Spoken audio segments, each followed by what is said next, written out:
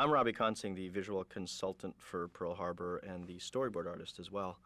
The storyboards are blue, and the reason that we did that is because Michael seems to find these colors, and I do as well, sort of really stimulating. It's almost like a kind of like Tony Scottish, Ridley Scottish feel when you tint them. If for some reason the white spots or anything kick out, and it creates these sort of like cinematography-looking highlights on the storyboards. And it's strange, it doesn't work with any other color but blue. Go figure. It's like that Russian editing thing, you know. The interesting thing about having to storyboard, especially for someone as technically accurate as Michael, is that you just kind of have to at first eyeball it. But one of the things that's very helpful is to kind of learn a grasp of 35mm photography, and especially in regards to how a director speaks, because after a while cinematographers get involved and it gets very specific technically. But storytelling is paramount. I mean, you have to have a sense of almost instinctive of how things cut, how things sort of come together visually. And with somebody like Michael who has such a powerful idea for visuals, it can get really, really hairy sometimes because he has such strong ideas, and you'll have ideas of how to patch that and other ideas he's had together, and so on and so on. And eventually, you know, it becomes a collaboration, and sometimes it can become a very lonely collaboration because after a while he gets busy, or you have a hard time kind of like trying to assemble all the things he said into one really powerful or coherent package. When we were doing these animatics, one of Michael's first and absolute rules was to try and replicate the reality that he was trying to create. And you know, trying to conceive of somebody else's vision is always going to be a challenge because Michael's an incredibly driven and incredibly singularly focused guy, both in pre-production and obviously during shooting. Michael was always trying to go for things like how the physical ship would tear apart, how it would blow upwards and you'd see smoke, and intercut that with stuff from Baja, et cetera, et cetera. I mean, it's astounding how close they got to some of the source footage we had. Like there's a Navy frigate from Australia that gets nailed by a torpedo and the bow goes up and blows out. And I really feel ILM captured that. When we were at the inactive fleet, Michael just had this huge play box to work with. I mean, they were just telling us where they're going to blow this up, blow that up, hit this part. They would build doors and pipes and corridors and whatnot just to destroy them. And it was amazing how no one got just blasted to pieces down there. One of the things that's so gratifying about working with Michael is that he never ever leaves you uninspired. Like he'll take you to the battleship, he'll take you to the planes, he'll want you to get in the cockpit and just feel what everything is like. And he's, like I said, he's also very, very singular about how the flow should be. So if he doesn't, if the worst thing in the world is to make something boring. You know, it's like, what the hell is this? Is this like, you know, then he'll mention some really awful action film and go, is this? And I'm like, I guess it is, sorry. And then you go back to basics with him. But you know, it's always fun to work with people to push the envelope. Well, when you storyboard, you do have to have a sense of 35mm photography, and for the most part, even if a movie's like anamorphic, oh, this is the revenge scene that they cut out where these guys like shoot this Japanese guy to death inside the cockpit. Yeah, I wonder why they cut that out. Michael, and really any action director, wants to get a sense of the chaos that's involved, and so what you do is you do try to replicate the lens sizes involved, because you know certain things are far more dramatic than others. A wide lens is always more dramatic for bringing action to foreground, whereas a long lens emphasizes that sense of chaos. And once again, you do have to keep a line that sort of all the factors at once, both the chaos of it and, of course, keeping the dramatic flow working. And, you know, with Michael, it's like when you do long lens shots, you better have people running in the foreground. You better have smoke and like exploding machinery and pieces flying past you and towards you, even if the boards are a bit smaller and faster like I was doing on this film. But in the end, both having involvement with the animatics and the storyboards at the same time complemented the other. I felt like doing any kind of like visualization of this film, both had to happen at the same time. So basically, you storyboard the scene for Michael, you walk up to him, you check with him, and then you go work with the animatics guys.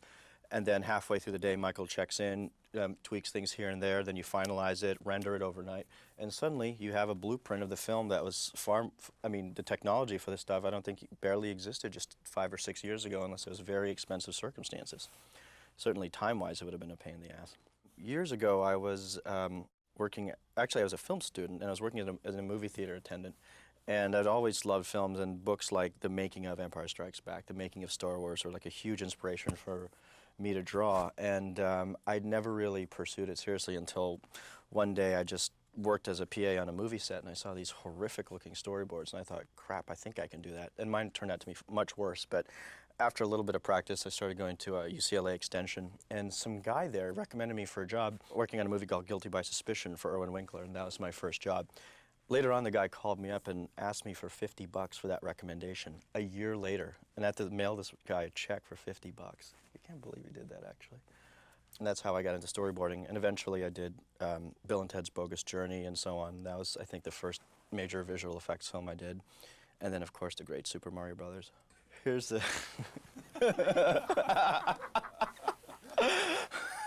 I could list 100 shitty movies you just watch.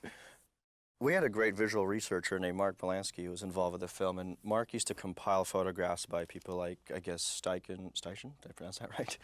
And, oh God, who are the other photographers? Stieglitz, I believe, did some, and so on. And they were just these, Robert Frank, these beautiful photographs that that sort of capture the period and the mood of the stuff that Michael wanted to do, but in the end references, I mean, everything from model kit boxes to these beautiful drawings that Nigel Phelps had done to eventually plans, models, and Michael also loved using those lipstick cameras, the kinds I think that proctologists use, and you put them into the model and you just sort of film the scenes. Like, for example, if let's say you had a model of the battleship, I would highly recommend, actually, there are storyboarding classes out there that exist, but the problem with the storyboarding classes is for some reason they're not really taught by film professionals. They're taught by either commercial people who seem for some reason to de-emphasize studying film, like as if somehow it's some kind of waste of time, which I find odd.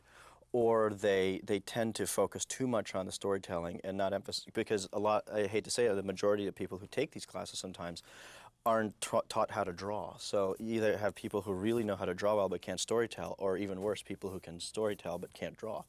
And having one or the other is not going to help very much. But what I would highly recommend for anyone who wanted to learn to be a storyboard artist is to study 35mm photography. Pick up an SLR camera, go through a zoom lens like that goes from 20 to 50 or 28 to 70, and study how each and everything looks differently, and put it up against things. And let's face it, because of the absolute dominance of commercial guys and the commercial aesthetic in movie making, try and go for the wild stuff. Draw as many crazy things as you can and make sure that hands are proper perspective and they reach out towards a wide lens. Guys like Michael or action directors, they love things that look dynamic. Learn from comic books. There's a great book called How to Draw Comics the Marvel Way that is a storyboarding standard, along with this one blue book with these two hands in front of it. I think it's called Directing Shot by Shot by a guy named Stephen Katz, another big Bible. And hell, just any comic book is a good reference, except for the ones that are kind of new, because like those are the ones that like everyone has really wild looking hair and are kind of Japanese looking, like young blood and crap like that. I don't know, but I mean, I think more classic stuff like the old John Buscema, Neil Adams, Walt Simonson stuff. That's the great way to go. But I really honestly believe that learning how to use a 35 SLR camera for storyboarding is great. And once you get to the rhythm of storyboarding and kind of getting into that kind of, okay, this shot cannot possibly cut after another, then that's directing itself. Two documentaries in particular, Visions of Flight and A Personal Journey Through Movies with Martin Scorsese, which I think I get for free for participating in this, is also a really great one. And it teaches you like all the great both films to look at and also what standards to look for in terms of visuals. Really, really important movies, excuse me. There's two misconceptions for me that exist about storyboards, and ironically enough, or actually I should say appropriately enough, it exists within the directors themselves, which is more visual directors like Ridley Scott and Michael and Steven Spielberg seem to prefer more rendered boards. But at the same time, there seems to be this kind of, some people who believe that overdrawing the boards, I think this is more of a cinematographer thing, they believe that and this is something that other people have started to say, that it destroys spontaneity, which I think is absolute crap, because anytime spontaneity is destroyed by storyboard, there wasn't much spontaneity to begin with. I mean, if you can't use your imagination on set and start to conjure up other things just because it's already been drawn, then that's not exactly a huge challenge for a director to step away from stuff they plan to do, you know, because they're not dominoes. If you pull one out, they're not all going to stop falling. It's crazy to believe that, number one, they completely destroy spontaneity because, you know, you can just go from there at that point when you're on set. But more importantly, I honestly believe that if you render a board, you create a film image. You create a piece of the script. You create something that did not exist before, and the more specific you get, if the director feels that he was, you know, that you're doing too much and that you're kind of ruining what it was supposed to look like, then he didn't sound, or he or she did not sound that involved in the look to begin with. Or or worse, they don't seem to care much about the look to begin with. And anyone who thinks that storyboarding is an enemy of storytelling or spontaneity, I think is just dead wrong. In fact, I think it's a very odd way to consider a very important part of the process. Of course, I'm a storyboard artist, so I'm a little biased. If you do a film where you are doing that responsibility of like helping rewrite the action scenes, but the director doesn't want to think of it that way, then that can be very difficult, where you're writing stuff and creating stuff, and then suddenly someone becomes too sensitive about it. That's problematic. Michael's definitely not like that. Michael's very collaborative, and Michael also understands that he's the one who's going to have to go out there and shoot it. And storyboarding, in essence, is just coming up with angles. And having directed a short myself, I know what it's like to just sit there and stare at my angles and go, holy God, how am I going to do this? But in the end, the directing is the crucial, most important part of it, because I'm not the one who has to live for the next year or so trying to make this happen. All I'm doing is giving Michael as many options as he can and trying to create something for him that he can look at and say, aha, that's what I wanted. Because in the end, it's what they want. And if any storyboard person who tries to go beyond that without being asked, or even worse, tries to sort of inflict that on somebody else is kidding themselves and really wasting everybody's time.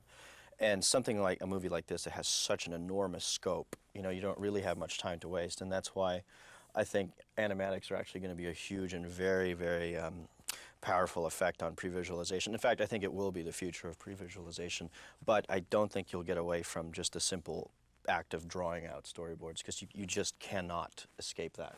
You have to do it, because animatics are still very time-consuming, and there's still a sort of a gulf between the level of graphics you can do without spending so much time on it that you might as well have just made like the Disney version of what you're doing, you know, this animated sort of film based on Pearl Harbor or something. It's a crazy thought.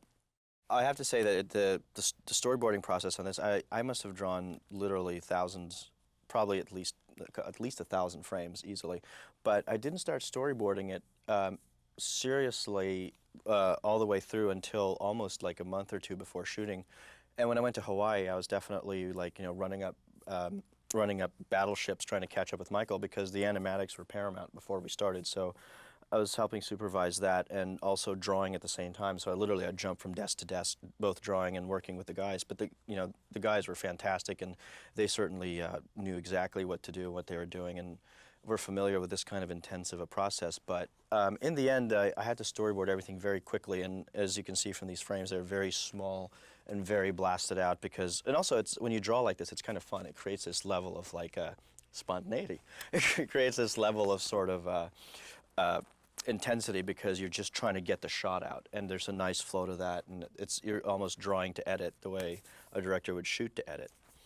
But I'd say I probably storyboarded this film a little bit less than I say did Armageddon or The Rock, but I also had more time on this film to do other things, and it was fun, sort of like being in Hawaii and being in the middle of it.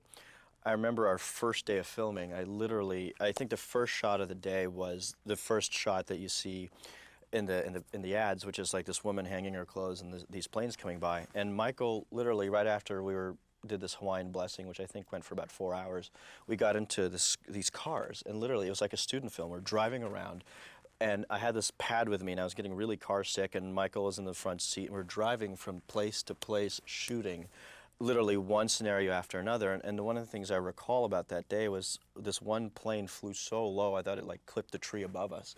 Oh, it did clip the tree above us, but it was fine. And then we went from that to the infamous baseball field sequence with the planes flying by that kid, and so on and so on and so on. I mean, Michael would literally go from one location to the other. When you work on a film, especially in a previs capacity, it takes forever to actually watch it on screen, and it's always a happy surprise, especially in Pearl Harbor's case, where you're looking, for months at plastic models. And Michael and I came on this film so early, and we were just drawing out stuff that was not going to come out for another 2 years, like running around with plastic planes, and Michael just sitting there going, "Well, this is boring," or "This is cool," and finally, when our enthusiasm was rising, we'd start running around the room going, and then this thing just crashes into this and blows that apart. And finally, when you're in a theater in a quiet room and you're watching this enormously spectacular and I think absolutely beautiful, I hate to say the word beautiful because it's such a almost inappropriate word, but it's a horrifying spectacle, Pearl Harbor's attack. But you're just absolutely enormously gratified that you actually are working with somebody who can hit those heights that you were just crossing your fingers that would happen in the beginning, and that enthusiasm is just so like overwhelming. Interestingly enough, I've been asked whether or not the scope of the film would be adversely or positively affected by the storyboards. For example, if I were to draw something and it introduced a whole new ship, and would that in turn like make it too, would it expand the film scope to the point that it would be financially a problem? Like, for example, if I were to pan to like the Oklahoma at a certain point, would that affect the story or affect the storytelling in a way that wouldn't work because you're not going to cover the Oklahoma? Actually, the thing that made things more difficult was actually the storytelling aspect of it. Like Mark Polanski and I pitched an idea to Michael about flying the ship into a dark cloud, and being inside with the pilots, and you see tracers and smoke and fire, and things like that. And one of the things that made that sort of a problem for Michael was that it took you away from the actual attack, and it created this sort of, but we felt it created this kind of nightmarish scenario for the pilots to be involved in. And in the end, I think that if anything was limited, because most of the ships were computerized anyway, and although they did have one large miniature which they used for all the ships, I think that there was more a dramatic scaling down of the scope of it, and Michael just kind of trying to focus on what he felt was the most crucial aspects of it, and anything else, because the attack really is only about 40 minutes, and that's counting, I believe, all the hospital stuff. So if anything, he wanted to just pack all the really focused effects on one large shot, like the toppling of the Oklahoma, or like the Arizona exploding, and not to be too extraneous about it. And one of my favorite memories of Pearl Harbor really was, I think, during a party at the Missouri. We all came by, and it was Nigel Phelps and his family, my girlfriend and I, and we went to go say hi to Michael. And it was sunset, and these two planes soared right past us. It was these two P-40s executing these maneuvers right over us. And I have to say, that was just one of the most beautiful things I've ever seen. This Hawaiian sunset and these planes just zooming by, something you'll never see ever again for the rest of your life. And they'd so beautifully recreated the island. It was stunning, Ford Island.